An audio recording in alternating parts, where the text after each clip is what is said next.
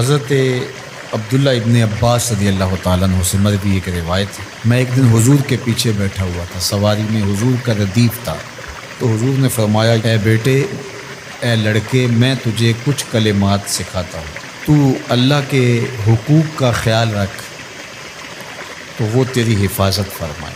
تو اللہ تعالیٰ جل شانہ کے احکام کی حفاظت کر، تو اسے اپنے سامنے پائے۔ اذا سألت فاسأل اللہ، جب سوال کرے تو اللہ سے ہی سوال کرے، اللہ سے مانگنے کا مزاج پیدا کر لیں کہ فرمایا تمہارے جوتے کا تسمہ بھی ٹوٹ جائے تو وہ بھی اللہ سے مانگو۔ ضرور بازار میں جاؤ دکاندار سے، لیکن حقیقی طلب اللہ سے ہونی چاہیے۔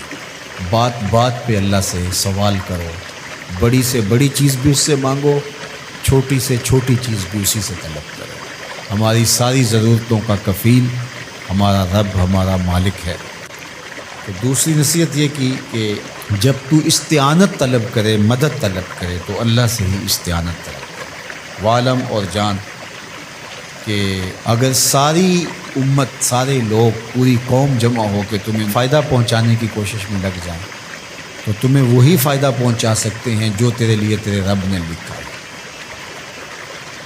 اور فرمایا وَإِنِ اجْتَمَعُوا عَلَىٰ أَن يَضُرُّوكَ بِشَيْءٍ، اور اگر تمہیں نقصان پہنچانے کے درپے ہو جائیں، لَمْ يَضُرُّوكَ إِلَّا بِشَيْءٍ قَدْ كَتَبَهُ اللَّهُ عَلَيْكَ، تو تجھے صرف وہی نقصان پہنچا سکتے ہیں جو اللہ نے تیرے لیے لکھا ہے۔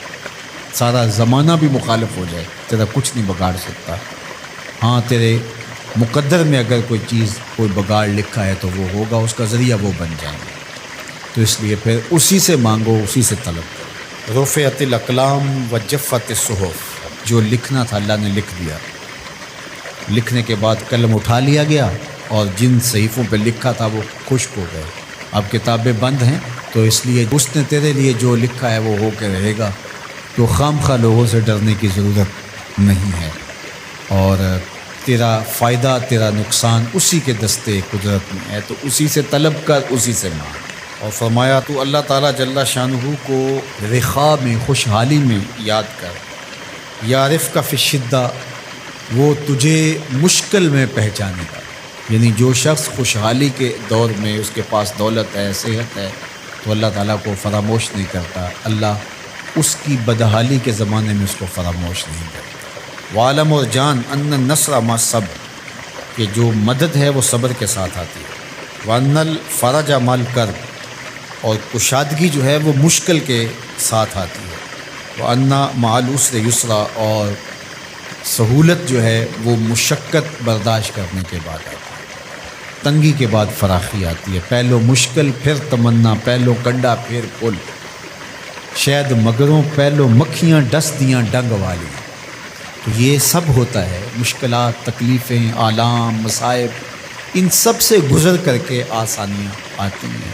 خود حضور کی زندگی دیکھ لیجئے، مدنی زندگی مکی زندگی کے گزرنے کے بعد، طائف کے مراحل کو طے کرنے کے بعد آتی ہے۔ تو ہم ڈائریکٹ اگر چاہیں مکی زندگی کو اختیار کیے بغیر اور طائف کی مشکلات اور سنگلاخ راستوں سے گزرے بغیر مدنی برکتیں حاصل کرنا، تو وہ نہیں پا سکتے۔